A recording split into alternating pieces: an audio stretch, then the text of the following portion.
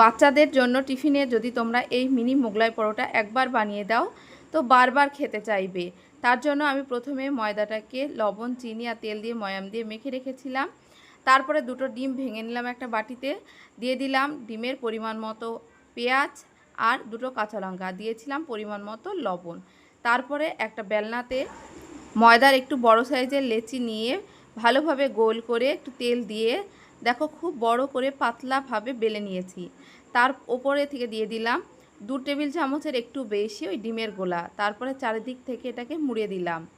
এবারে একটা কড়াইয়ে আমি তেল গরম করে নিয়েছি, সেই তেলের ভেতরে দিয়ে দিলাম। উল্টে পাল্টে গ্যাসের ফ্লেমটা মিডিয়াম টু লোতে রেখে ভেজে নিতে হবে।